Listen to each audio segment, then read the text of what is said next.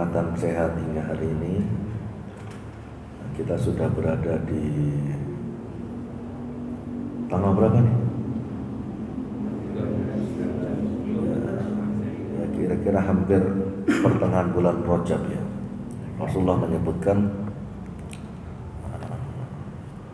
diriwayatkan berdoa setiap berjumpa dengan bulan Rajab, Allahumma barik lana fi Rajab wa Sa'ban wa ballighna Ramadan.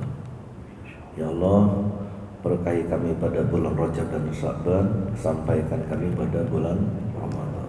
Ya, mudah-mudahan kita tidak bukan hanya sampai, tapi juga diberikan keberkahan untuk beribadah di bulan Ramadan.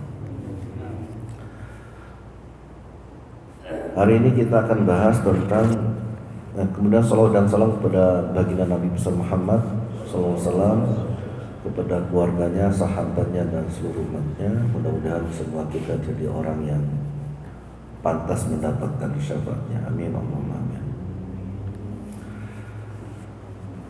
Hari ini kita akan bahas tentang bab fin nasihat, bab tentang nasihat. Di bapak-bapak disebutkan firman Allah Ta'ala, innamal mu'minuna ikhwah, sesungguhnya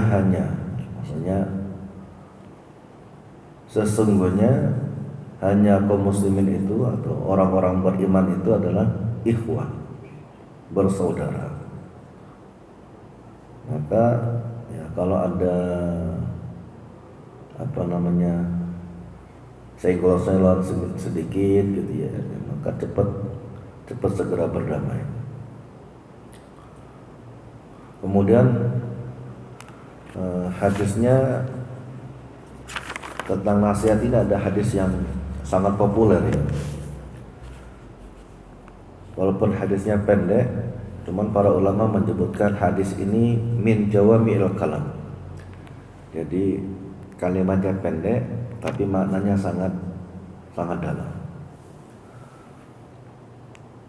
Dari Ruqayyah At-Tamim Ibnu Aus Ad-Dari radhiyallahu anhu, anna Nabi sallallahu alaihi wasallam qala, ad-dinu an-nasihat.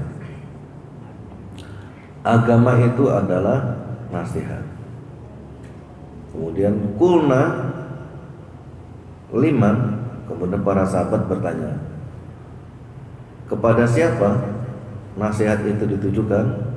Qala lillahi wali kitabihi wali rasulihi wali a'immatil muslimin wa ammatihim, rawahu Muslim. Jadi nasihat itu ditujukan yang pertama kepada lillah. Maksudnya apa? Bukan Allah dinasihatin, bukan. Makanya pentingnya kita belajar itu harus dengan guru. Karena kalau huruf jar itu kalau dalam bahasa Arab itu kan ada an, ala, fi, ruba, bi, kali gitu ya. Itu artinya banyak. Huruf ba dalam bismillah itu, bapak-bapak kalau kita lihat dalam kitab Audhul Masalik ya, kitab Nahwu, itu disebutkan ada 14 makna. Seperti hanya huruf lam lillah ini ada banyak makna. Maka disebutkan nasihat itu yang pertama ditujukan lillah, kepada Allah. Yang kedua kepada li kitabihi, kepada kitabnya atau kitabnya Allah. Wali rasulihi, kepada rasulnya Allah. Wali a'immatil muslimin, kepada pemimpinnya kaum muslimin. Wa ammatihim, dan pada umum awamnya masyarakat. Yang pertama kepada lillah. Maksudnya kepada lillah gimana? Maksudnya kalau berdakwah itu mengajak orang untuk kembali kepada Allah. Kalau beribadah, ibadahnya hanya untuk Allah atau hanya ditujukan kepada Allah. Sekarang ini bapak-bapak banyak orang dia beragama Islam, sujudnya kepada Allah, tapi mintanya nggak kepada Allah, berharapnya nggak kepada Allah. Kalau saya nggak ini gimana nanti? Kalau saya nggak lulus kayak mana nanti? Seolah-olah kalau lulus itu segalanya. Jadi kalau kita berdakwah, inti dari dakwah itu adalah meluruskan tentang masalah akidah orang. Walaupun tidak harus bahas tentang masalah akidah, tapi kalau beribadah, maka ibadahnya ditujukan hanya kepada Allah, ikhlas kepada Allah, bukan pada selain Allah. Kalau berharap, berharapnya hanya kepada Allah, tidak kepada selain Allah. Ini kadang-kadang kita ini seperti budaya nazar. Nazar ya. Nazar itu sekarang banyak orang mudah benar nazar. Kalau saya puasa, kalau saya lulus saya puasa. Kalau anak saya terima PNS ini, saya sodako. Kalau nggak lulus, saya nggak sodako. Orang maunya saya sodako kok, gitu kan? Maunya lulus. Nah seharusnya kan dibalik. Ya Allah, saya puasa hari ini, maka mudahkan urusan saya. Kalaupun nggak dimudahkan sama Allah urusannya, tidak disampaikan niatnya, dia sudah puasa, dia sudah sodako. Bahkan dalam satu riwayat disebutkan Allah itu bapak-bapak malu tidak mengabulkan doa hambanya manakala mengiringi doanya dengan sodako. Nah inilah yang disebutkan isyarat dalam surat Al-Fatihah itu, iyyaka na'budu wa iyyaka nasta'in. Hanya kepadamu ya Allah kami menyembah, dan hanya kepadamu kami memohon pertolongan. Jadi nyembah dulu semaksimal mungkin, baru minta tolong sama Allah. Gitu ya Bapak-bapak. Kalau Allah itu sayang dengan hambanya, itu diberikan kepada hambanya rezeki min haitsu la yahtasib, dari sisi-sisi yang dia tidak akan pernah mengira.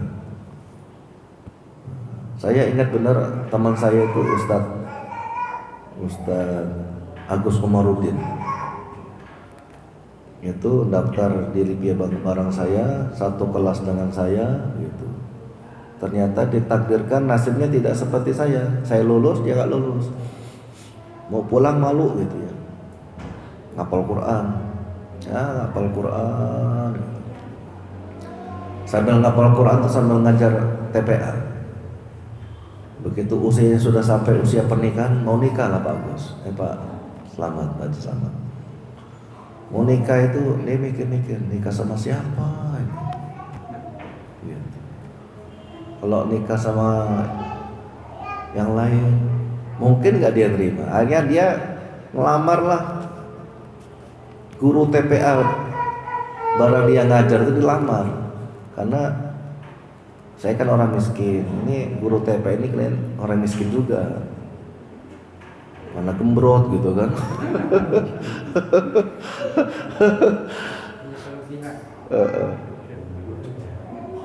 Ini kayaknya kalau saya lamar dia nggak mungkin nolak gitu, karena ya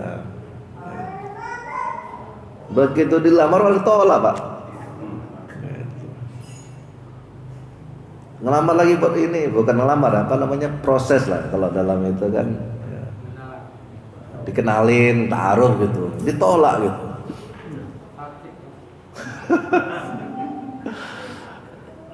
Pas waktu ikut mukhayyam Quran, ayo Ustaz kita berangkat, saya mau kuliah dulu, saya bilang gitu. Lagi ngapain? Lagi ngisi biodata ini.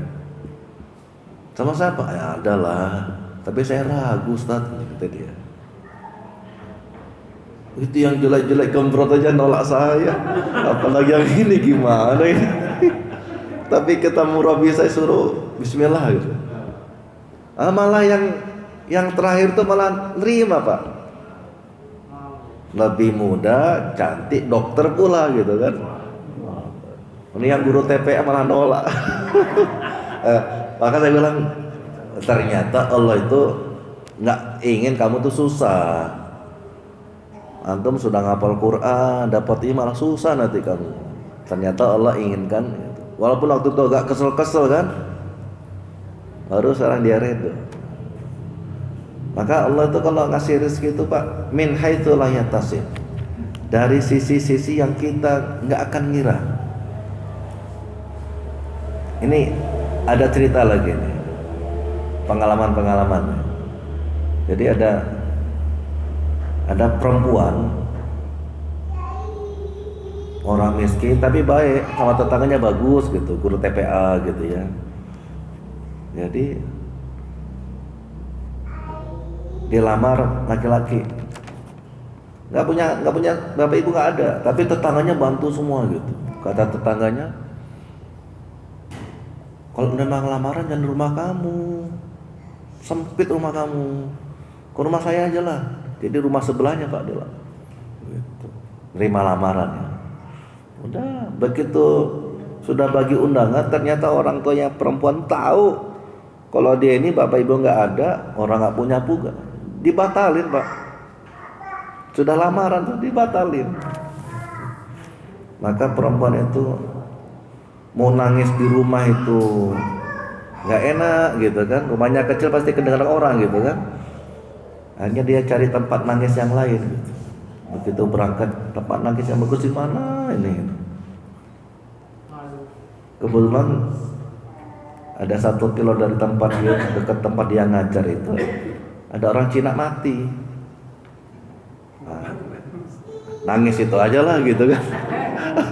Nangis di situ dia.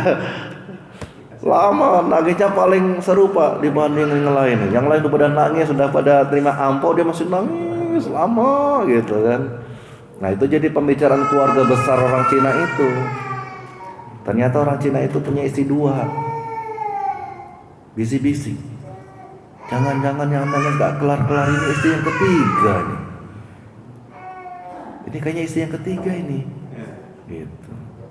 Nanti kalau dia ngurus-ngurusin waris, harta gono gini, perusahaan, nah kayak repot, kita gak dapat apa-apa nih. Belum lagi kalau dia punya anak, udah kamu bisikin aja lah, Dek, nangis jangan lama-lama ya. Adik langsung pulang, ini saya kasih 1 M. Tapi jangan ikut-ikut ngurusan perusahaan, ya. Jangan nanti habis ini nanti Pak Slamet ikut nangis orang Cina nanti. Nanti Pak Darno ikut nangis. Pak Kusuma nanti tiba-tiba ada. Nah itu kan nggak sengaja ceritanya. Jadi min haitsu la yahtasib. Jadi inspirasi nih Pak Darno ya. Jadi ya bapak-bapak, ketika kita dakwah itu ya mengajak orang lillahi ta'ala, kepada Allah subhanahu wa ta'ala, bukan kepada selainnya. Sekarang kan banyak orang dakwah itu ngajak orang pada dirinya. Kalau ngaji gak boleh sama orang, harus sama dirinya, yang lain gak sah. Nah, gak boleh juga. Saya itu memang dari kemarin-kemarin masih mikir-mikir, kenapa lah kita itu harus pakai teori-teorinya orang Nasrani itu kan. Yang berikutnya, nasihat itu ditujukan pada wali kitabih. Jadi kalau menyampaikan sesuatu itu ya harus ada dasarnya, ada sumbernya. Sumbernya ya Quran dan Sunnah gitu. Gak boleh juga kita sumbernya hanya Sunnah, hanya Quran, Sunnah gak boleh, gak bisa gitu, gak boleh juga. Sekarang ada ya Pak, orang ingkar Sunnah tuh ada. Bahkan sekarang ada istilah neo ingkar Sunnah. Jadi hanya pakai Quran, Sunnah gak pakai. Saya hanya mengharamkan yang ada haramnya di Quran. Dalam Quran itu yang diharamkan cuman bangkai, daging babi, darah, sembelihan tidak dengan nama Allah. Selebihnya boleh. Ada itu Pak. Bahkan anjing dimakan banyak.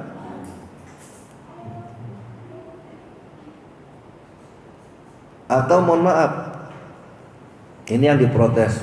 Ya, saya ditanya orang tentang, Ustaz, kayak mana Ustaz tentang Habib itu? Saya bilang, saya nggak punya ilmu tentang nasab. Ya kita hormati dia sebagai, kalau dia tamu ya kita hormati dia sebagai tamu.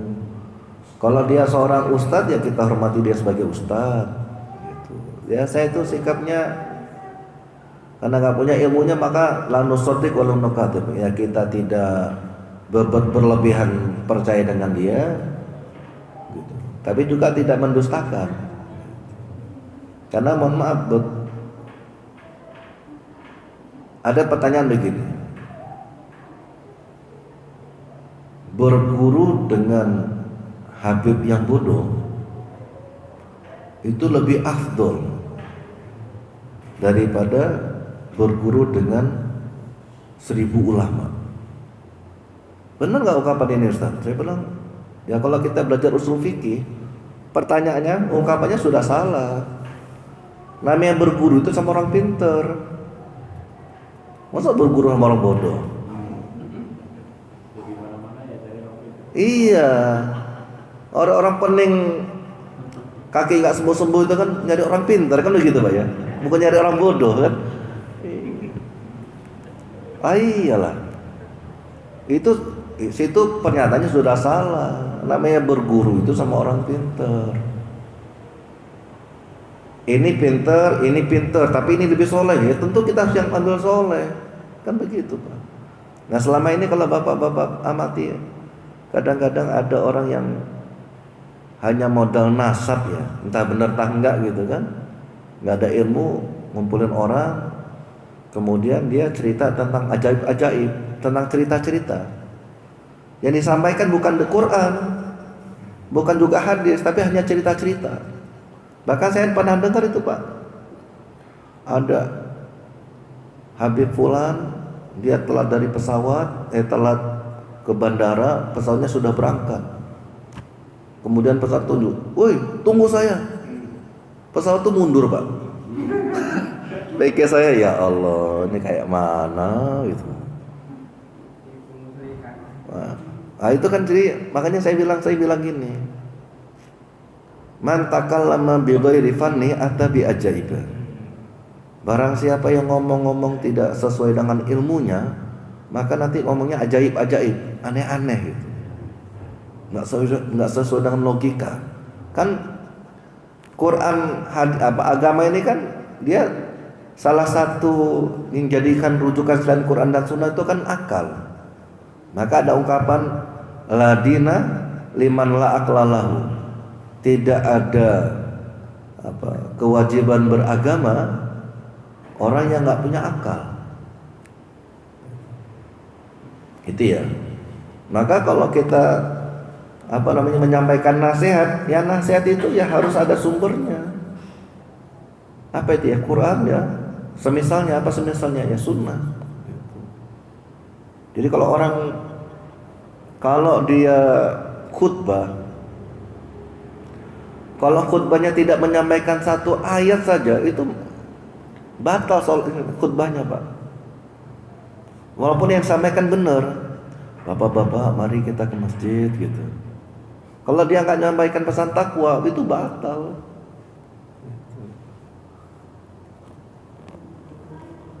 Atau kalau dia Allah berfirman kira-kira begini, nggak boleh berfirman kok kira-kira begini.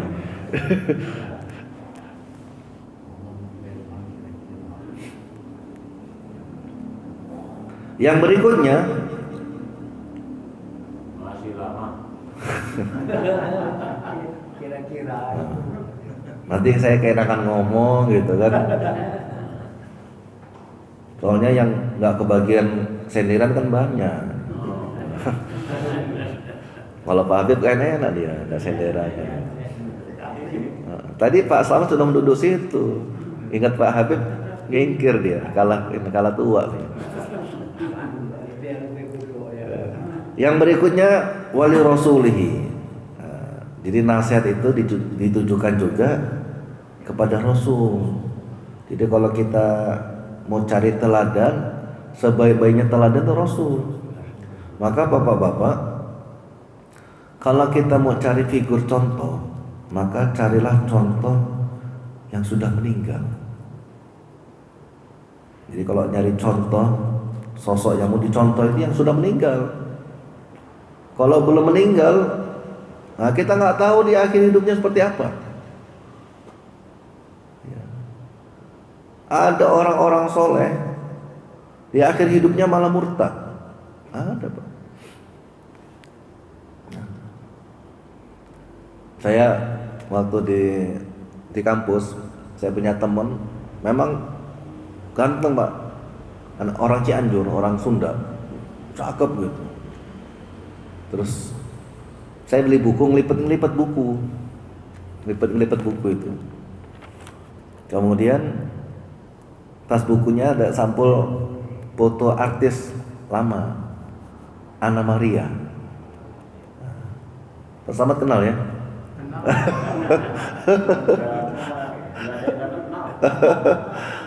Kata teman saya, kamu tahu nggak ini?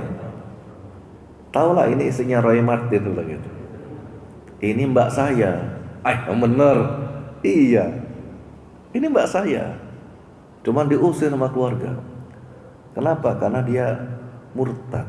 Gara-gara nikah sama Roy Martin murtad. Padahal bapaknya itu, Pak, bapaknya teman saya, bapaknya perempuan itu juga, itu ulama besar.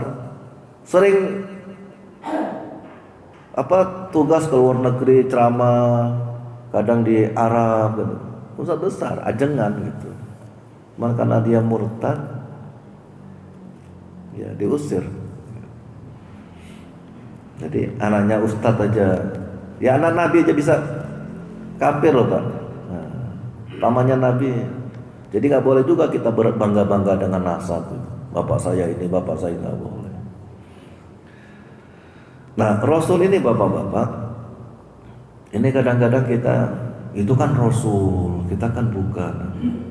Justru Rasul itu dijadikan Allah pilih dari golongan manusia itu biar mudah dicontoh.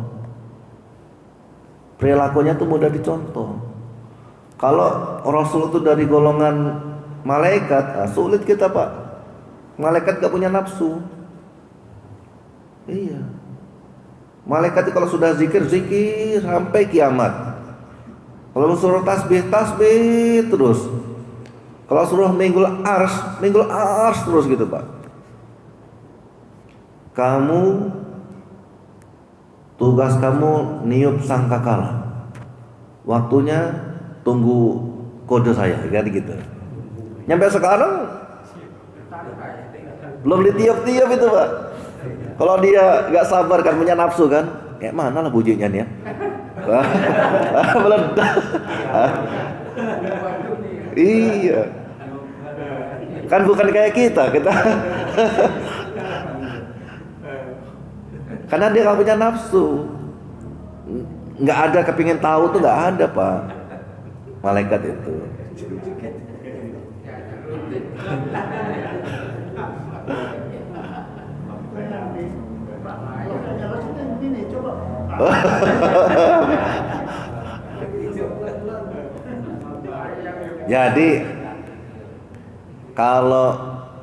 Jadi makhluk Allah yang paling terakhir meninggal itu ya peniup sangkakala itu, Pak.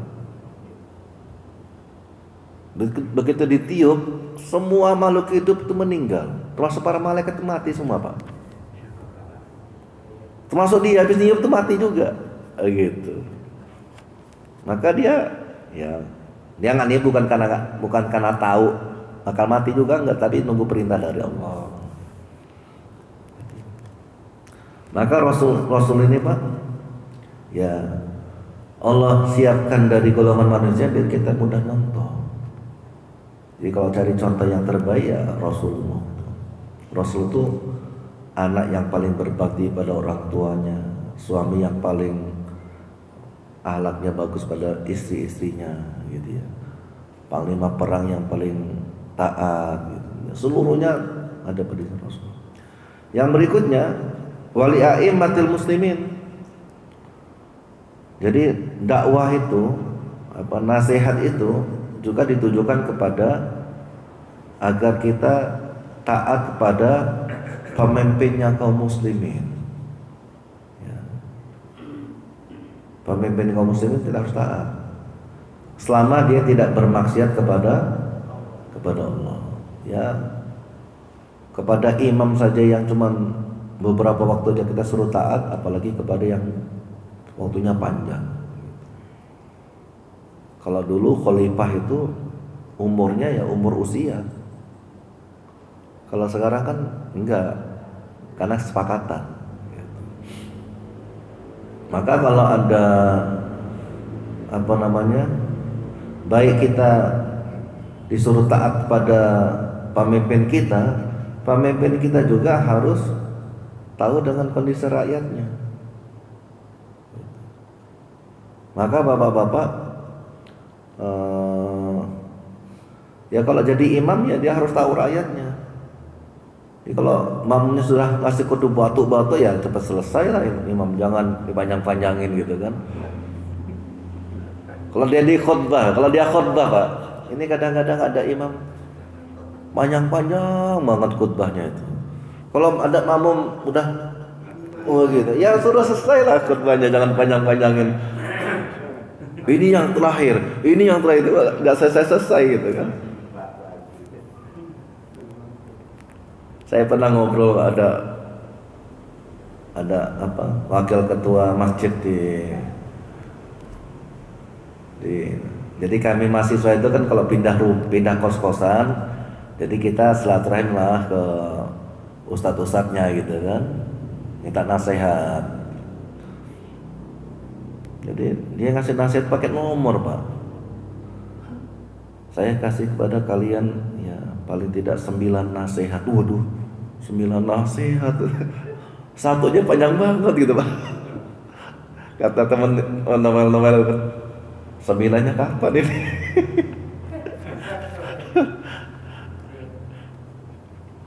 Yang berikutnya wa amatihim.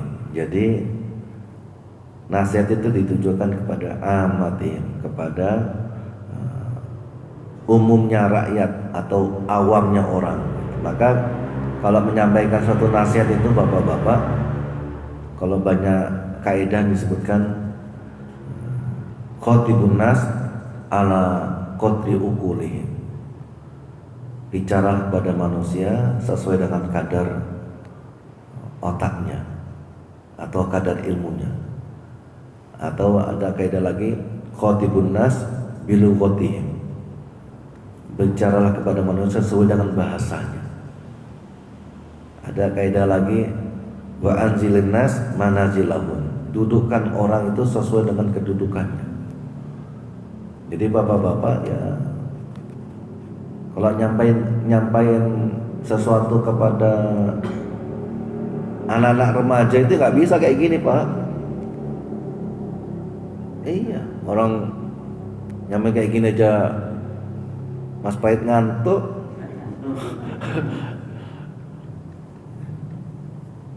Maka bapak-bapak ya punya metode masing-masing.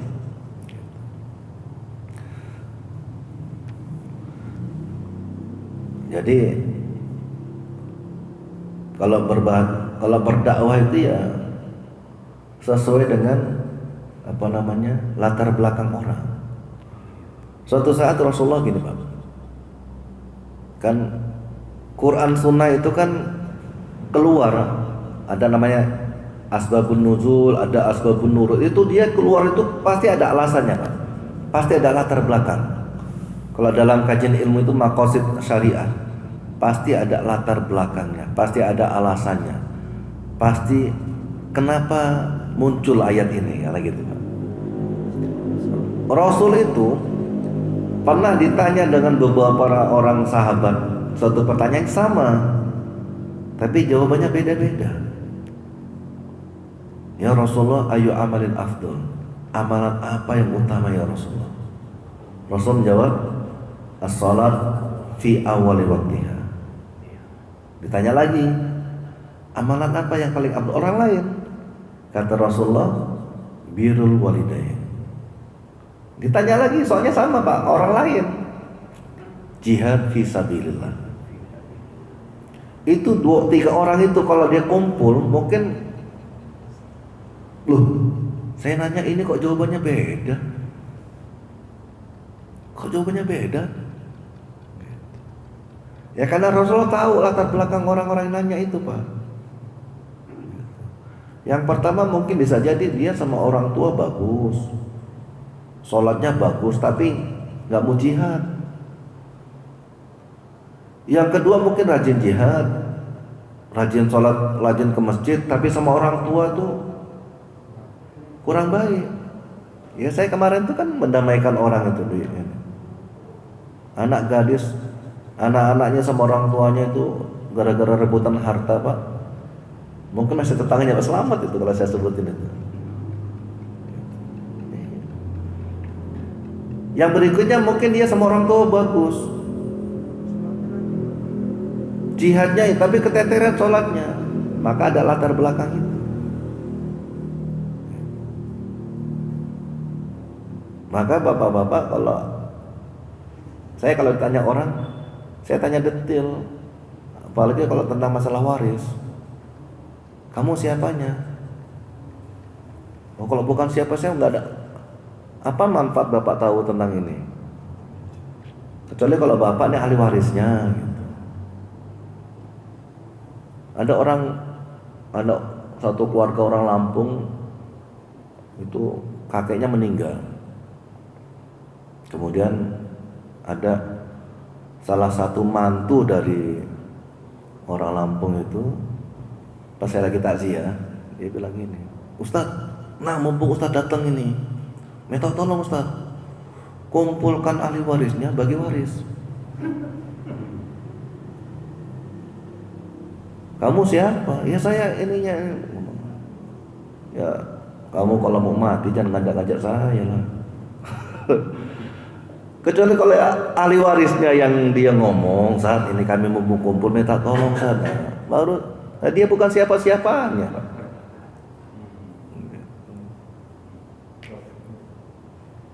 Masa saya mau kumpulin ya ayyuhal ahli waris itu kan? Ini kira-kira. Jadi bapak-bapak ya, ini tentang nasihat ya. Jadi budaya nasihat itu penting. Ya namanya orang, siapapun pasti mungkin hilang. Semakin tinggi kedudukan orang itu semakin punya kesempatan dia berbuat salah. Maka kalau lagi salah, dia ditegur. Dan tegurnya itu harus dengan cara yang baik Pak. Makanya ada ungkapan gini, al-amru bil ma'ruf wan nahyu 'anil munkar. Kalau mengingkari kemungkaran itu harus dengan cara yang baik. Nggak boleh mengingkari kemungkaran dengan cara yang mungkar juga nggak boleh. Bapak mau kayak maling, kemudian hartanya disodakohin, nggak bisa, nggak boleh. Jadi apa itu kalau si pitung gitu? Ya kalau si pitung mau jelas-jelas memang punya harta orang Belanda yang ngambil gitu ya. Penjajah memang dia ngerampok gitu. Penjajah gue ngerampok kan. Mungkin ini bapak-bapak ada waktu berapa menit? Masih 12 menit. Ya cukup lah. Monggo kalau ada.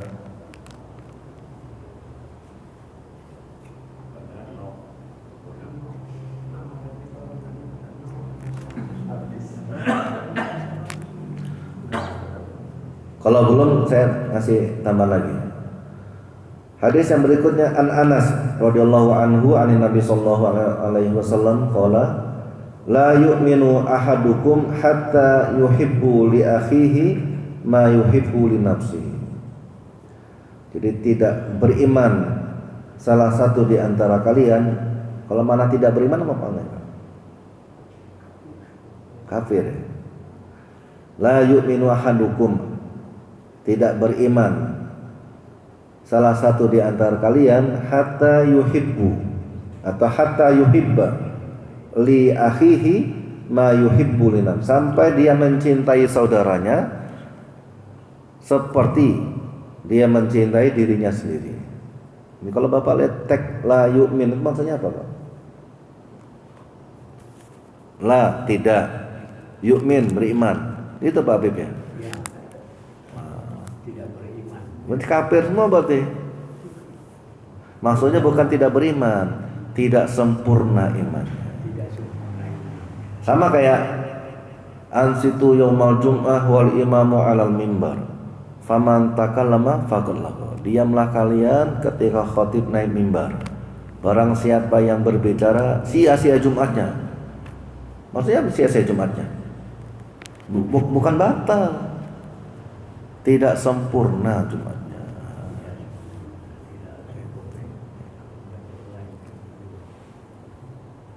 Kalau lagi ngobrol batal, nanti kan yang sholat itu nanti. Yang tidur batal, akhirnya tinggal imam aja itu nggak tidur. Itu di Ibnu Rus itu habis azan duduk tidur. Kemudian ada yang jamaah kan pindah gerakan gini, mau begini kesenggol. Langsung komat Allahu Akbar, Allahu Akbar. Tahu saya orang.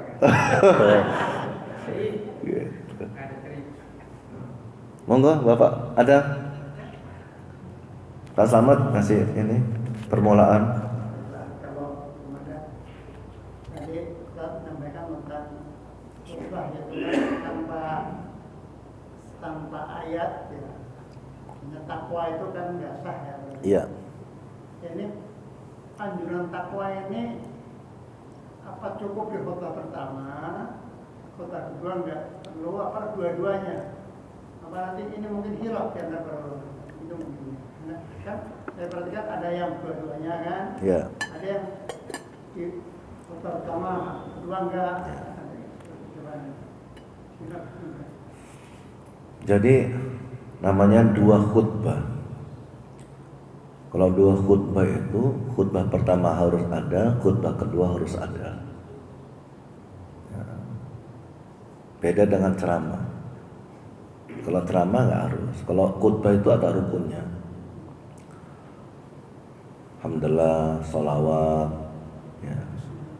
Kemudian ada syahadat, pesan takwa, kemudian doa. Iya. Jadi kalau nggak ada nggak boleh. Ini ada masih dekat kota bumi itu, masih di dekat bundaran Payan Mas, nggak jauh dari situ. Dulu HP belum ada, atau mungkin belum ada, 95 an. Ini khotibnya belum datang ini. Non ada kabar. Kita ngobrol-ngobrol aja ya. Kata ketua masjidnya itu. Kita ngobrol-ngobrol, nanti orang pada pulang, baru kita pulang. Gitu. Ada teman kita orang KPKN. Pak, saya khutbah, Bapak bisa? Bisa. Khutbahlah dia, rukun-rukunnya aja karena belum siap kan. Gitu. Udah selesai. Cuma gitu mah saya bisa. Ya ngapa Bapak tinggal ngobrol-ngobrol aja. Ternyata protes kalau cuma kayak gitu saya bisa. Maka paling tidak kita ini harus siap-siap semua khutbah, Pak.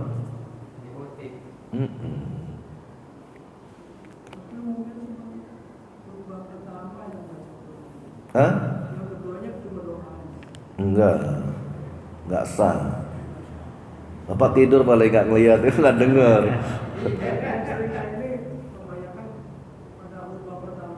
Enggak, pas harus ada. Nah, kalau nggak sah salahnya. Apa itu?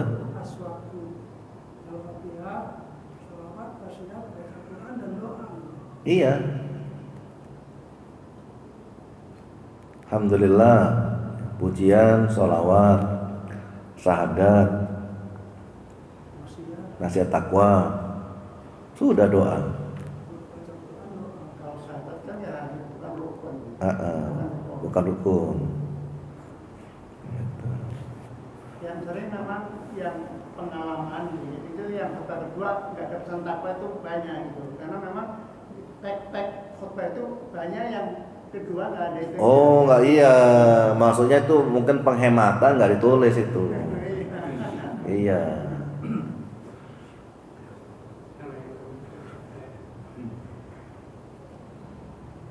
Atau mungkin ya Tad. Kalau Imam Syafi'i ya dua-duanya, atau imam yang lain yang kedua nggak perlu, yang penting sudah ada pertama mungkin gitu, nggak gitu ya. Mungkin Imam Ahmad atau Imam siapa? Semuanya pakai pakai itu. Apalagi kita ini Pak, kita ini Imam Syafi'i itu kalau dalam tentang khutbah itu dipakai semua sama NU dan Muhammadiyah. Artinya itu dianggap mazhab mayoritas umat Islam. Nah, gitu. Jadi kalau Bapak nggak pakai itu ya nanti. Saya tergelitik dengan kemarin disampaikan dia Mas Budi, khutbah di masjid yang lain ada yang rukunnya kurang. Nah, saya di khutbah di Anda kan, kenapa barangkali itu mungkin pesan takwa itu tidak muncul di khutbah kedua mungkin gitu. Ya paling tidak pesan takwa itu nggak harus ini, nggak harus apa namanya detail. Jadi ya ayuhan nas ittaqullaha haqqa tuqatih, itu sudah cukup. Harus ada itu. Kalau nggak ada ya nggak bisa. Tiba-tiba dia ada cerita gitu, nggak bisa. Terakhir saya ada sisipan, saya ditanya sama orang, Ustaz, saya musafir, sholat saya kayak mana? Ya Bapak bisa jamak qashar di awal waktu atau di akhir waktu. Di awal waktu itu kalau Bapak sholat maghrib, berarti maghrib sama isya digabungin di awal waktu maghrib, atau di akhir waktu maghrib boleh, atau nanti aja di akhir waktu isya atau di waktu isya boleh.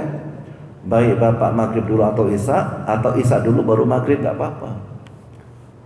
Terus qobliyah ba'diyah saya kayak mana? Nah kalau Bapak sudah ngambil jamak ngapain pakai qobliyah ba'diyah? Nah ini kadang-kadang kita ini latah. Bapak niatnya mau ngambil jamak qashar, mampir ke masjid, lihat orang tahiyatul masjid, ya kan? Lihat orang ba'di atau qobliyah nggak boleh. Kan rusa itu kenapa diambil? Karena capek. Karena Bapak taat itu kan. Ilang itu karena taat, karena capek, letih. Karena letih maka yang 4 bisa jadi 2 rakaat, kan begitu. Kok Bapak ngasih ngambil qobliyah, ba'diyah, tahiyatul masjid, salat wudu? Berarti nggak perlu jamak qashar gitu.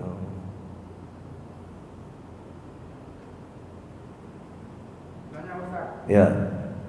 Ini dalam kondisi safar tadi itu kan setelah sholat berjamaah kemudian ada yang jamak qashar ya. Ya.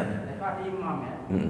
Itu ada yang mengatakan tidak boleh ada imam lebih dari satu dalam satu tempat. Ya. Ya. Itu kejadian di tempat masjid itu waktu dalam perjalanan itu ada beberapa imam, satu kosong imam ada berapa gitu. Bingung saya. Hadis itu membolehkan lebih dari satu imam dalam satu tempat. Oh ini ada 3. Hadis itu menyebutkan larangan ada 2 imam dalam satu masjid. Larangan ada 2 imam dalam satu masjid. Lebih 3 di sana. Juga kamu masjid besar. Ya, kalau masjidnya besar sulit mencegah orang karena gini, menyatukan orang dalam satu pendapat kan sulit ya. Pak, oh itu kan sholat isya, kami belum sholat maghrib. Ya Bapak ikut gabung nggak? Sulit Pak, sulit. Ya sudah dibiarin aja. Tersa kita Ah. mereka ya saya tuh bingung mau ikut mereka so, jadi apa ini yang gosor yang bersisik apa ini yang bagian Iya. tadi Jadi kalau Bapak posisinya musafir, kemudian Bapak datang sholat isya, Bapak belum maghrib, Bapak boleh ikut sholat isya bareng mereka duluan, nanti maghribnya belakangan. Boleh begitu. Saya ikut imam setelah Isya-nya ikut imam setempat duluan, nanti maghribnya belakangan. Boleh. Kayak Bapak mungkin apa namanya biasa sholat qobliyah subuh, itu kan masuk sholat yang nggak ditinggalkan Rasul baik dalam safar maupun mukim. Kemudian Bapak nggak keburu, nggak dapet, Bapak boleh mengqadha, tapi mengqadhanya jangan di sini, di rumah, nanti bikin fitnah itu. Sholat apa ini? Aliran apa Ustadz ini? Ada aja habis. Makanya beramal tuh harus hikmah. Nggak boleh maksakan diri. tahu ilmu ya. Iya ada ilmunya. P Pak, ya 5 watt lah Pak ya.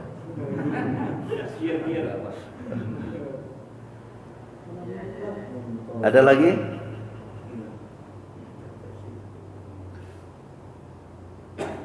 Satu lagi Ustaz. Ya silakan. Ya, ini umat muslim ini kan ada jihad ya. Ya. Nah kondisi seperti negara kita ini misalkan ada beberapa kezoliman itu dengan berbagai cara sudah mengirimkan surat ke pihak keamanan, ke pemerintahan sampai tertinggi lah. Ya. Tapi kan digubris kezoliman itu. Baik dari polisinya, tentaranya, menterinya, gubernurnya, sampai ke presiden itu. Ya. Terus? Nah, dalam proses ini kita waktu itu jihad saya yang dalam kebenaran misalkan ada terzolimnya saudara kita yang beberapa orang itu sampai ada yang tewas gitu. Iya. Nah, itu di saya kita perbolehkan enggak atau jangan? Ya. Repot ini. Jadi bapak-bapak, jihad itu ya kalau pakai jihad itu sebenarnya kalau syarat jihad, salah satu syarat jihad itu sebenarnya ini Pak. Ini kalau jihadnya dalam bentuk kital ya, perang ya. Iya, perang. Itu perintah dari pemimpin. Jadi nggak boleh kita jihad sendiri itu. Kalau misalkan ada pusat ngaji. Kalau ada mobilisasi Prabowo, siapa yang mau berangkat ke Palestina? Kirim jihad gitu. Ada daftarnya tulis tuh, ada Pak Darno, ada Pak Habib, ada Pak siapa. Oh ini Pak Habib tua nih, jangan mana ngerepotin ini ya. Nggak usah berangkat gitu kan. Pak Darno, masih ada tunggakan hutang, nggak boleh sampai lunas. Jadi kalau Bapak sudah ngelapor ke polisi ke ini nggak bisa, ya udahlah Bapak doa aja sama Allah. Yang utama ya. Iya. Bukan ngajak Jadi jihad itu nggak bisa, pribadi-pribadi itu nggak bisa Pak. Kecuali kalau Bapak jihadnya belajar, ngaji ini juga jihad. Iya kan? Man kharaja fi talabil ilmi wa huwa fi sabilillah hatta yarji. Barang siapa keluar untuk nuntut ilmu, maka dia tercatat sebagai orang yang berjuang di jalan Allah sampai dia pulang. Amin, amin. Kalau sampai sini tapi kalau berangkatnya ke sini mancing nggak jadi. Sambilan. Pamitnya berangkat ngaji ternyata mancing gitu kan. Wallahu a'lam. Assalamualaikum warahmatullahi wabarakatuh.